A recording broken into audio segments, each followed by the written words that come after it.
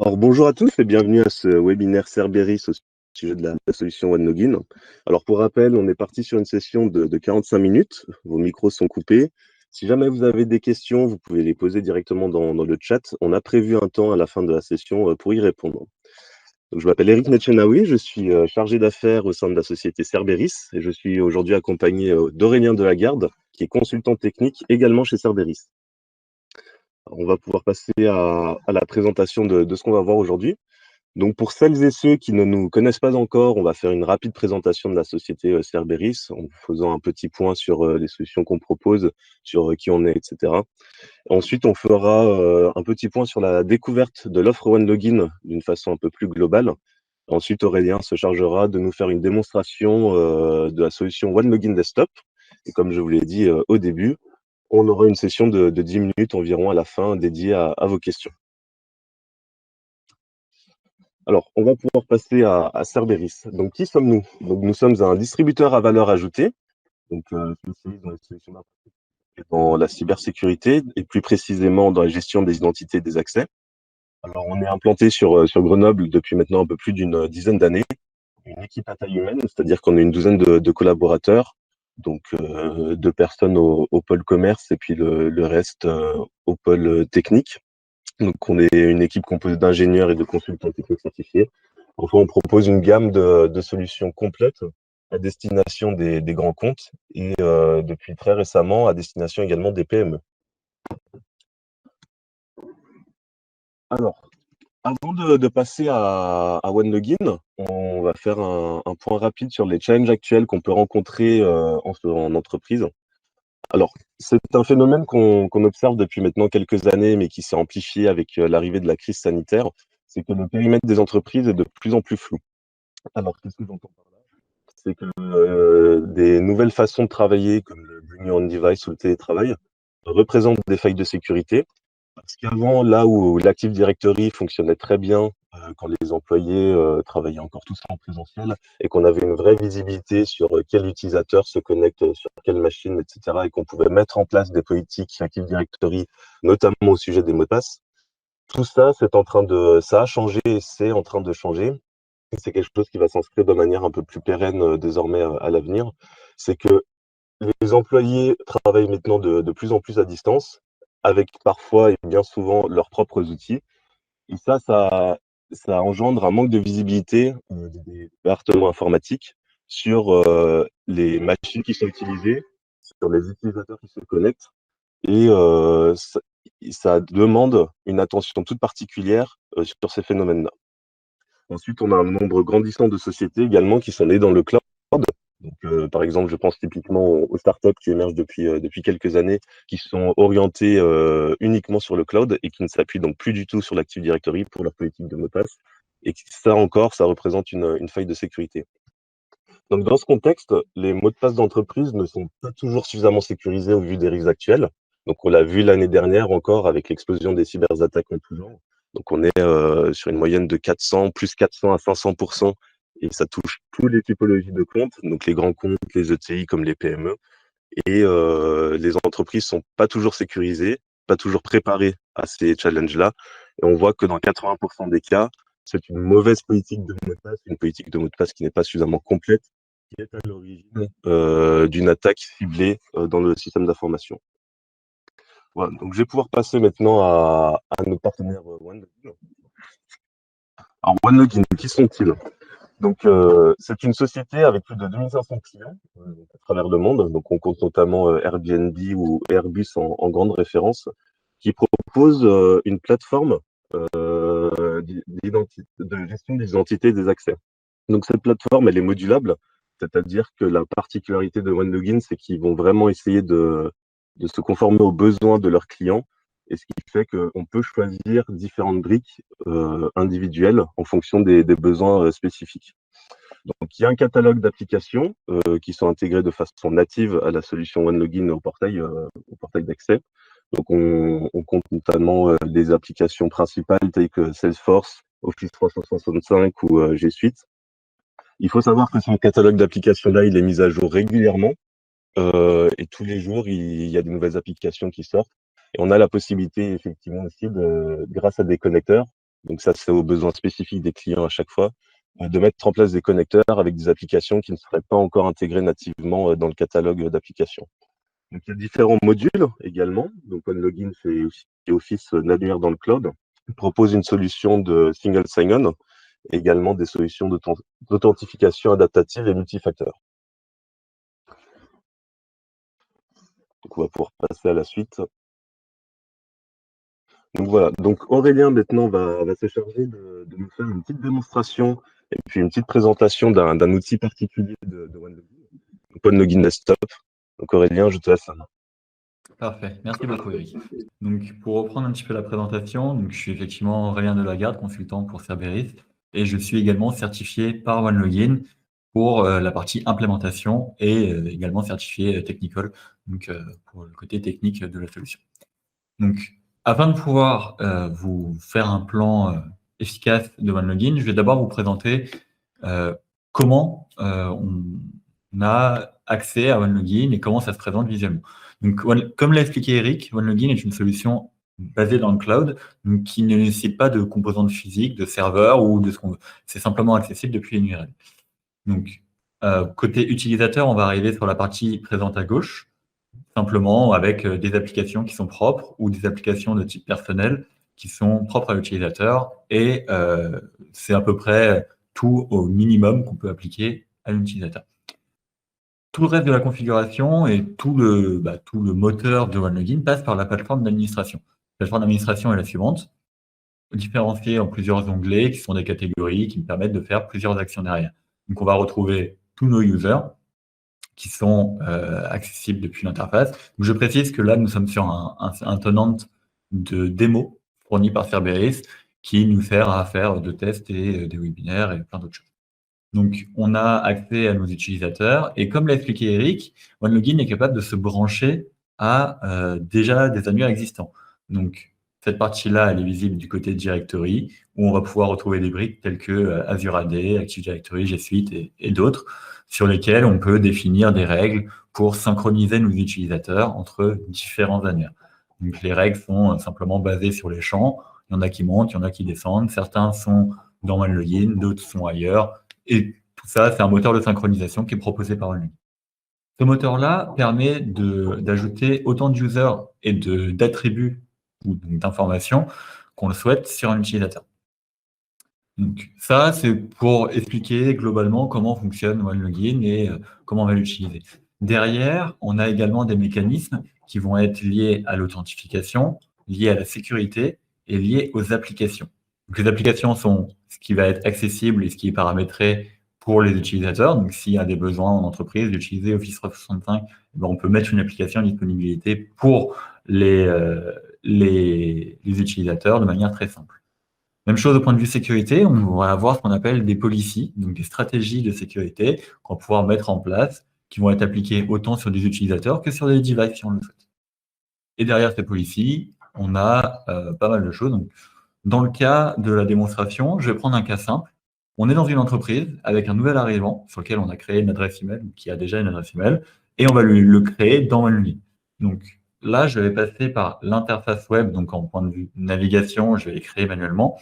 Mais il est quand même bon de noter qu'il y a une partie donc API qui permet de piloter depuis des scripts, depuis un langage qui a été fait et qui est fourni par OneLogin et maintenu à jour. On peut tout piloter depuis ce côté-là. Donc c'est simplement, on a une API qui est mise en place avec des credentials qui sont générés en fonction de nos besoins, en fonction de ce qu'on veut faire. Donc si c'est de l'écriture, du management ou ce qu'on souhaite derrière. Donc, on va faire le schéma basique. On a un nouvel utilisateur qui arrive au sein de l'entreprise. Cet nouvel utilisateur-là, on le crée dans OneLogin. Cet utilisateur, on va l'appeler dans notre tête Charlie 3e, comme on aurait pu l'appeler, comme on le fait derrière. Cet utilisateur-là a déjà une adresse email, donc on utilise une adresse email jetable pour le bien de la démo, pour ne pas utiliser de ressources. Cet email est celle qui est à droite. Donc, une fois qu'on a créé l'utilisateur, on a simplement besoin du nom, prénom, une adresse email. Et derrière, on va pouvoir faire en sorte d'envoyer une invitation à notre utilisateur. Cette invitation est envoyée sur l'adresse email qui est référencée par défaut et elle est reçue de l'autre côté.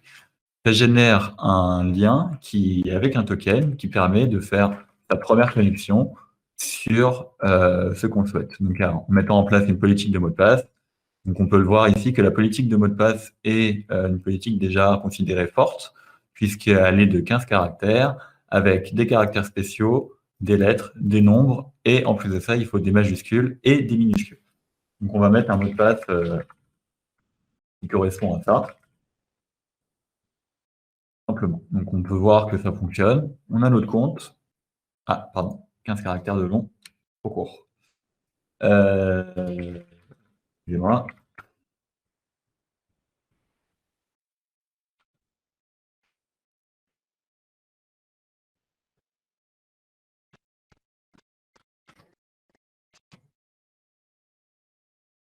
Donc, on a notre premier utilisateur qui vient d'être créé, sur lequel on va pouvoir ensuite se connecter. Je n'ai pas ce lien-là, c'est en utilisant notre adresse email. Donc, on peut utiliser notre adresse email ou ce qu'on souhaite derrière. En l'occurrence, c'est le username qui est pris. Donc, l'username ici est celui avec l'adresse email, mais si jamais on veut mettre un username plus simple, avec simplement le nom sans l'adresse email, on peut très bien l'utiliser également. Et on va pouvoir se connecter en tant qu'utilisateur sur la plateforme OneLogin directement avec l'utilisateur qu'on a créé. Donc, effectivement, la première fois qu'on crée un utilisateur, en l'occurrence, ils ne sont pas activés. Donc, il suffit de les activer. Et derrière, on va pouvoir y accéder sans souci. On a des fautes de typo, évidemment. Excusez-moi pour ça. Donc, une fois qu'on a tapé notre premier mot de passe, on a ce qu'on appelle les termes et les conditions à accepter. Et simplement, on peut les bloquer ou on peut ne pas les faire accepter si jamais on souhaite. Donc, une fois qu'on est connecté à cette interface, côté utilisateur, eh bien, il nous propose d'installer une extension web, puisque comme OneLogin est une solution SaaS, la plupart des choses passent par navigateur. Et pour contrôler un navigateur, eh bien, on peut utiliser une extension et on peut derrière être autonome avec ça.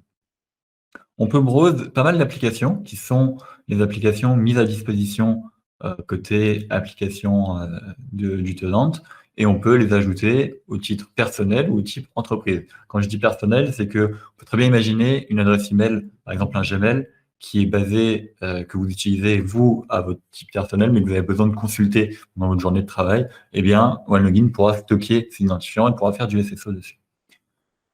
En plus des applications, on a accès à la partie profil sur lequel on retrouve l'extension qu'on peut ajouter directement. Donc là, il a vu que c'était Chrome, donc il peut l'ajouter dans Chrome, mais on verra plus tard qu'on peut l'ajouter dans d'autres navigateurs.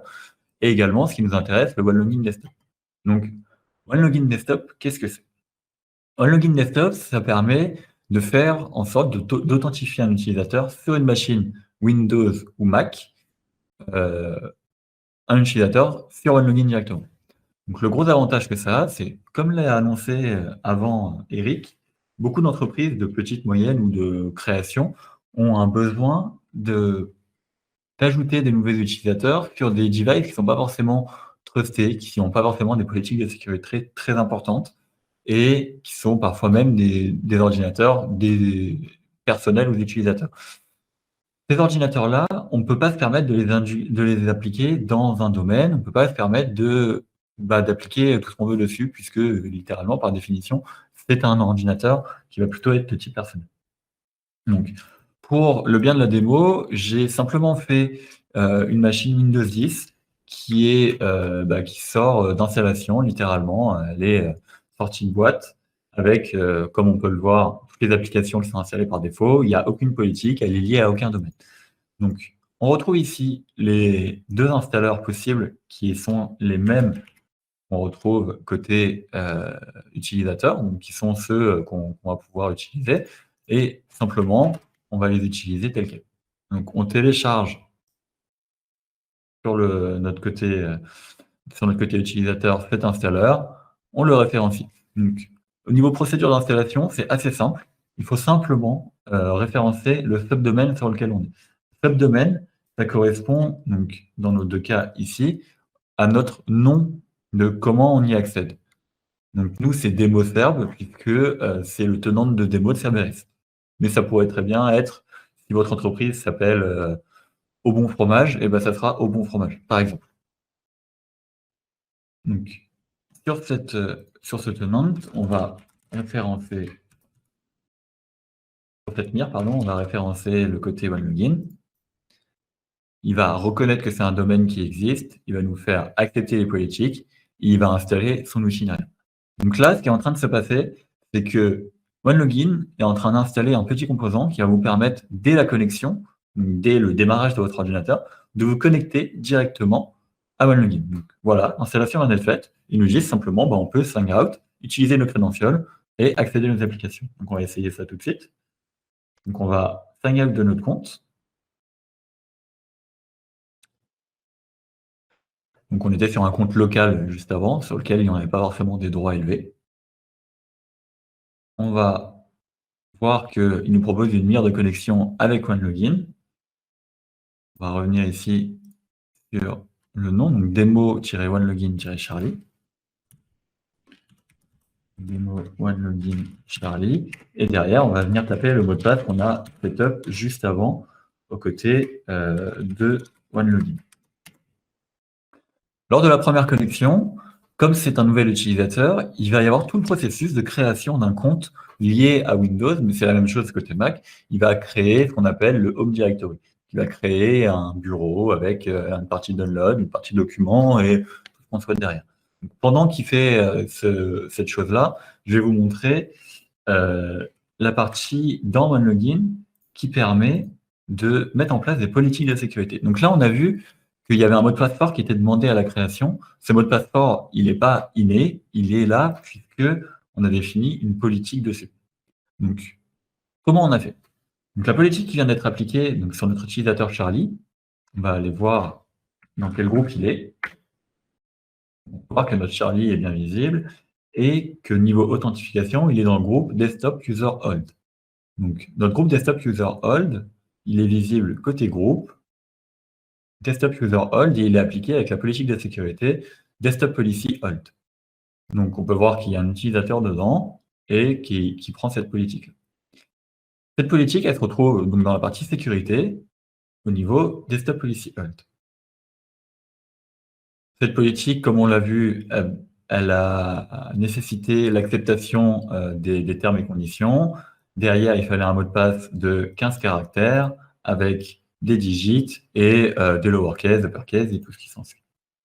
Donc là, on a vu que, point de vue création, ces paramètres de sécurité étaient dès le début appliqués. Donc comment on a fait pour que dès le début, ils soient appliqués? De manière très simple, on a créé ce qu'on appelle un mapping. Les mappings sont des paramètres qu'on peut voir, si jamais ça parle à certains, comme des règles regex qui permettent d'avoir des conditions sur lesquelles on va déclencher une action derrière. Donc là, on est passé dans un mapping qui est le suivant, qui est si un utilisateur est créé et qu'il n'est dans aucun groupe, alors on fait en sorte qu'il reset son mot de passe, donc qu'il change son mot de passe, et qu'il soit attribué au groupe de sécurité qui nous intéresse.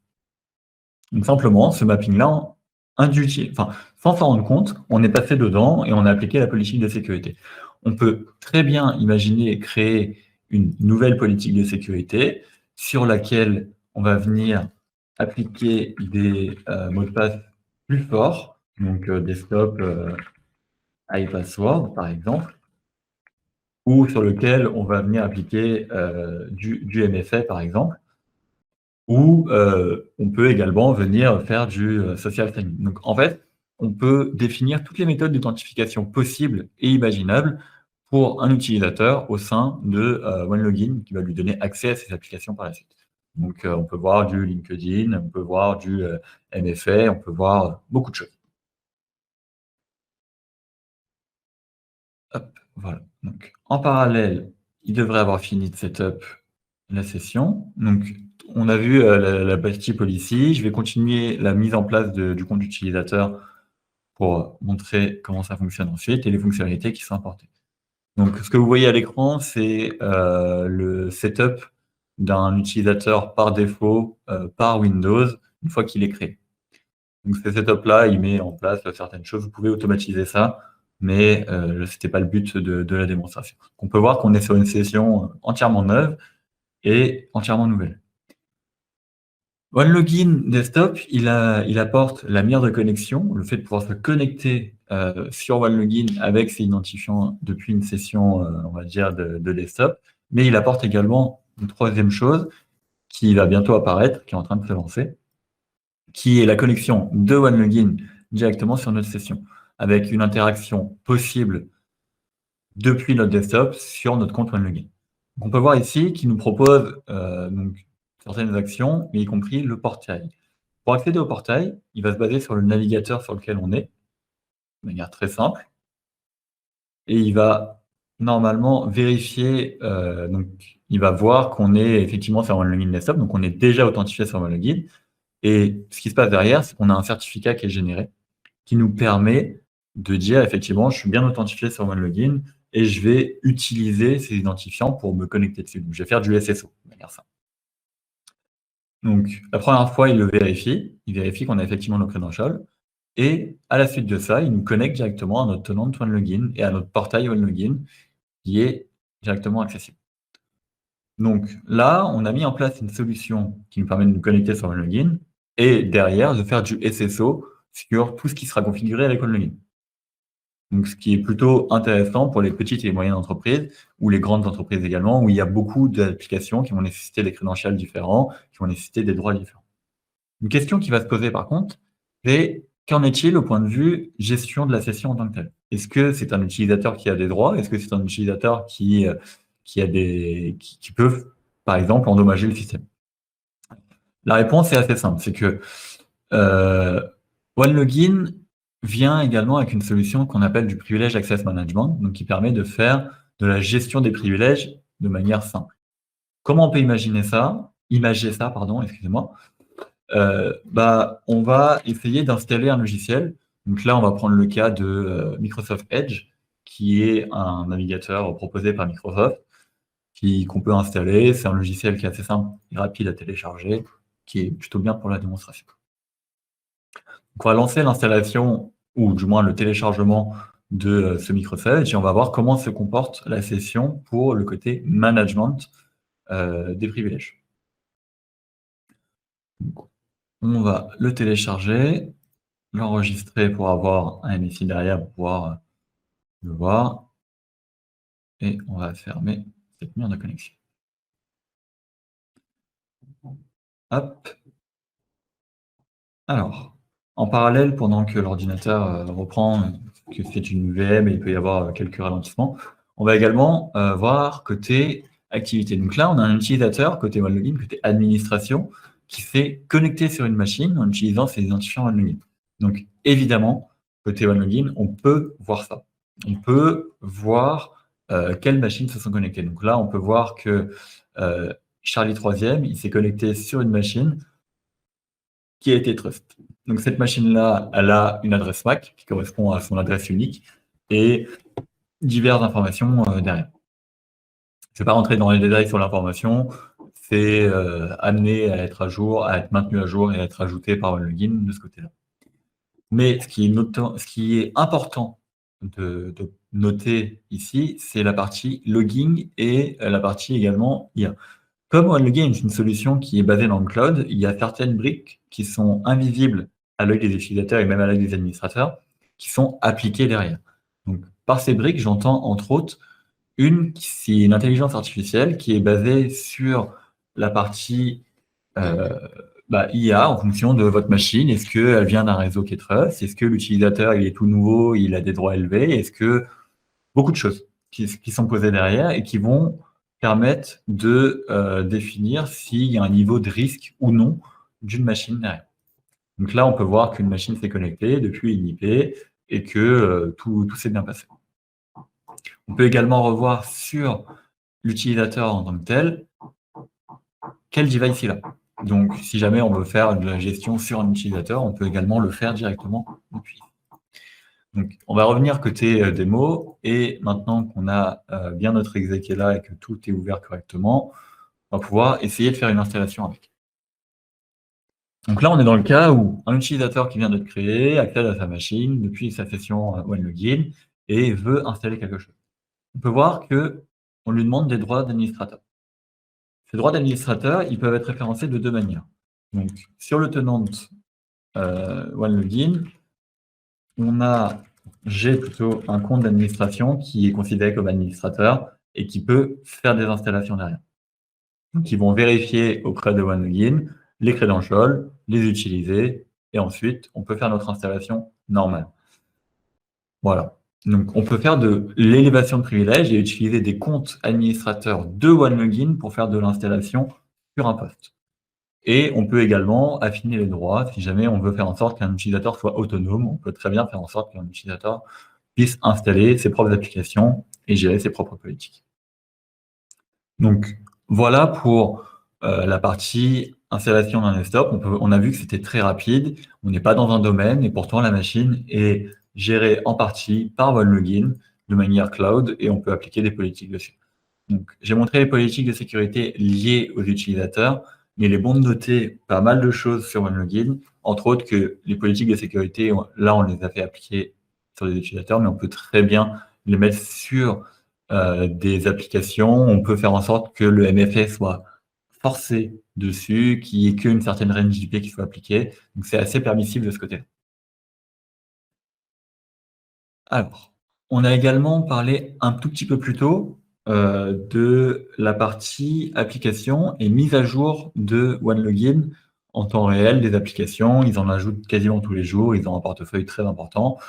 Et ces choses-là, on les retrouve côté utilisation et ça permet d'avoir une session Windows qu'on n'est pas obligé de mettre à jour constamment, qu'on n'est pas obligé de gérer avec un parc Active Directory et de maintenir à jour une productivité et de surtout intégrer constamment de nouvelles applications des entreprises dessus. Donc voilà ce qui va conclure la partie démonstration sur laquelle on a vu un cas concret d'arrivée d'une nouvelle personne, de déploiement de sa machine et d'accès à ses ressources. Donc voilà pour la partie démonstration à laquelle on va mettre fin maintenant. Merci Aurélien pour cette démo. Alors on a pas mal de questions qui ont été posées dans le chat, donc on va pouvoir prendre un petit moment pour pouvoir y répondre maintenant. Alors j'ai une première réponse. Est-ce qu'il est possible de déployer OneLogin de manière hybride, donc cloud plus on-premise? Est-ce que ça aurait un intérêt? Alors oui, effectivement, donc OneLogin peut se déployer dans un environnement hybride. C'est d'ailleurs le cas de la plupart des entreprises aujourd'hui. Il y a dans les faits très peu de sociétés qui sont uniquement cloud ou uniquement on-premise. Donc oui, effectivement, on peut le déployer dans un environnement hybride. Ensuite, on a une deuxième question. Est-ce qu'on peut modifier la page d'accueil pour changer le look and feel ou alors intégrer du 2FA, etc. Aurélien, si tu as... Alors oui, tout à fait. Je vais même vous le montrer en live. La page d'accueil, on peut la changer. Donc dans la partie OneLogin, partie administration, on a ce qu'on appelle le branding, donc qui est toute la customisation. Donc autant des logos qu'on voit, de la mire d'accueil, de la mire de connexion, on a toute la partie custom branding. Donc ça diffère. Je pense que Eric reviendra peut-être s'il y a des questions dessus sur le côté pricing. Il y a différents packages qui arrivent avec OneLogin. Et un des packages permet entre autres de faire du branding dessus, où on peut changer absolument ce qu'on veut, on peut personnaliser. Même chose au point de vue du MFA, on peut faire en sorte de les pousser simplement. Et c'est assez intuitif et assez simple à mettre en place. Super. Alors, on a une autre question. Donc, OneLogin fait donc de l'authentification, mais est-ce que ça peut interfacer avec du VPN? Donc, en ce moment, c'est nécessaire. Ou par exemple, du Radius. Alors, également oui.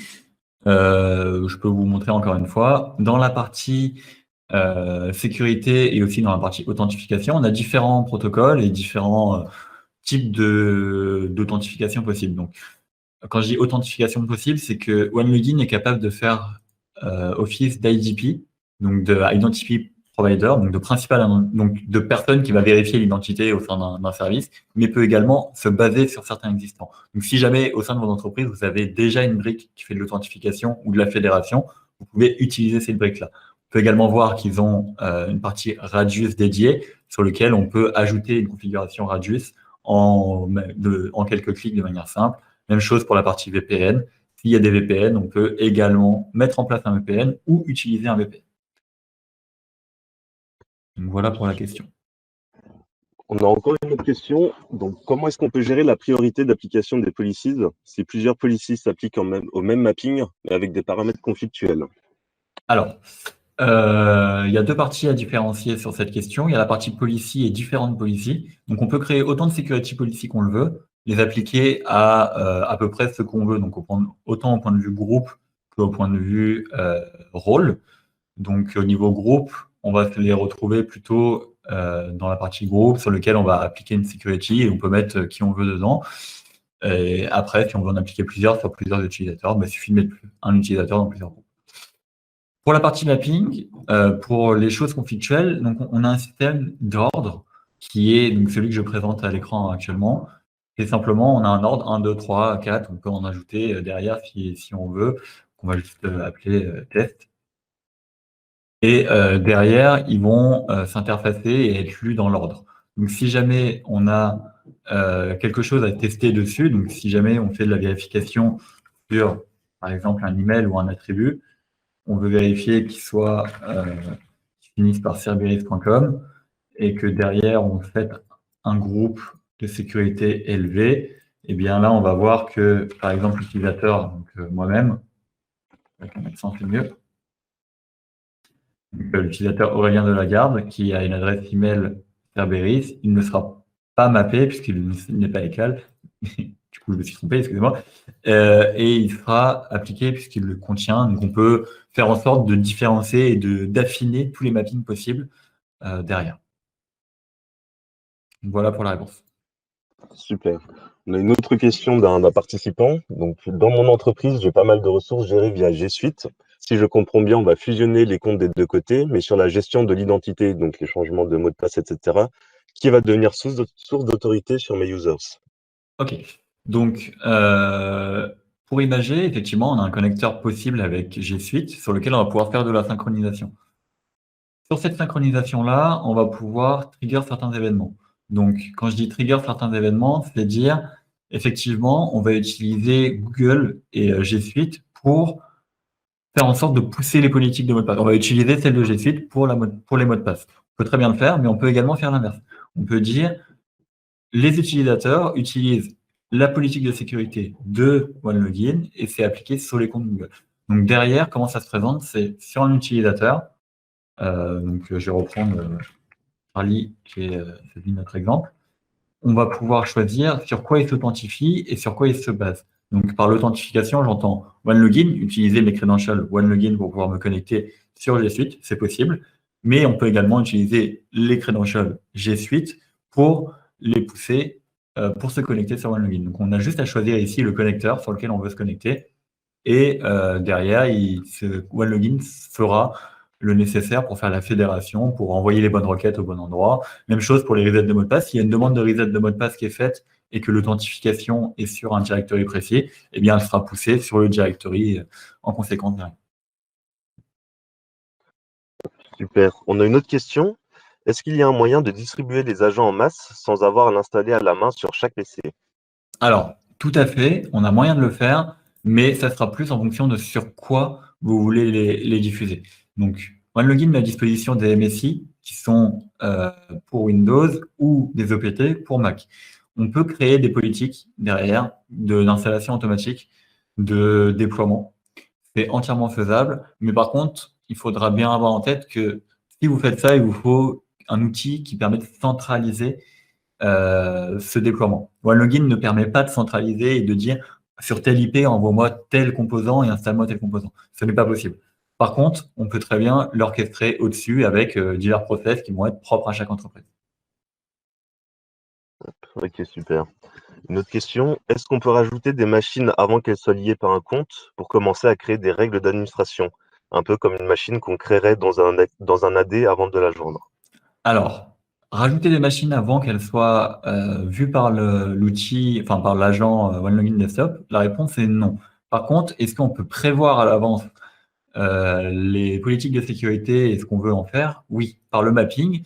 Durant la démonstration, j'ai pris l'exemple de Desktop Policy Hold, sur lequel on va venir appliquer certains paramètres et on peut également bloquer à certaines IP. Donc, on peut prévoir le déploiement futur en disant ces groupes de policiers vont être appliqués à cette range d'IP parce que cette IP, on sait que ça correspond à tel utilisateur.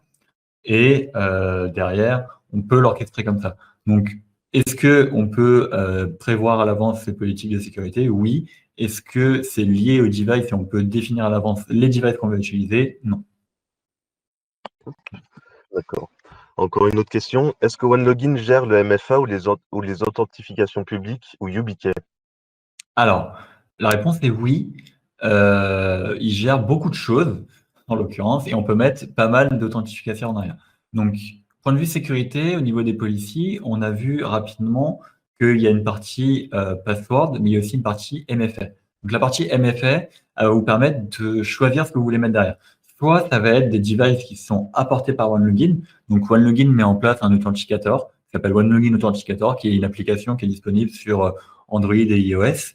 Et il me semble également sur application sur, sur Windows, mais à vérifier. Mais dans tous les cas, ils ont un authenticateur pour mobile, ça c'est sûr.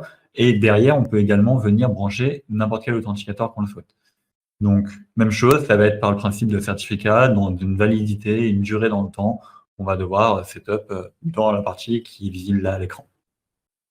Pour la question des YubiKey plus précisément, il ne me semble pas que j'ai la réponse tout de suite, mais il me semble que oui, à vérifier. Et je reviendrai vers vous. Alors, effectivement, j'ai la réponse, Aurélie. Oui, c'est pris en charge par OneLogin niveau YubiKey, effectivement. Ah, voilà. Donc, parfait. Enfin, on a une dernière question pour clore cette session de réponse aux questions. Les agents, donc clients, sont-ils disponibles uniquement sur Windows? Alors, non, les agents de clients ne sont pas uniquement disponibles sur Windows. Comme je l'ai montré, ils sont disponibles sur Windows et sur Mac. Ils ne sont pas disponibles sur la partie Linux pour une simple raison, c'est que les Linux permettent de l'utilisation d'un bureau et d'un environnement qui a son propre moteur graphique, donc qui a sa propre mire de connexion et son propre environnement. Et OneLogin n'a pas encore proposé de solution qui répondrait à tous ces environnements possibles sur Linux. Mais il propose quelque chose pour Mac et Windows, qui est quand même une grosse partie des parcs en entreprise. Donc voilà pour la réponse. Très bien, merci Aurélien. Donc, ceci clôt donc notre session de réponse aux questions. Alors, au niveau de la tarification qui a été évoquée tout à l'heure, la particularité de OneLogin, c'est que c'est plusieurs modules qu'on peut assembler. Donc, OneLogin propose déjà des modules de base. Donc, par exemple, avec le SSO, l'Advanced Directory et le MFA. Donc, pour 4 € par utilisateur et par mois. Et ensuite, il y a un tas d'autres modules qui dépendent vraiment de l'utilisation que vous voulez en faire. Donc, pour répondre plus précisément à vos besoins, je vous propose de nous contacter donc à nos adresses mail qui sont au début de cette présentation. Donc, si Aurélien, tu peux réafficher la première diapositive. Donc voilà, ça nous permettra d'établir une tarification en fonction de vos besoins particuliers. Voilà. Donc, ceci clôt donc notre webinaire d'aujourd'hui. Donc, pour rappel, il a été enregistré, il sera disponible rapidement sur nos différents réseaux sociaux et on peut également vous l'envoyer par mail. Voilà. Je vous remercie pour votre attention, à bientôt.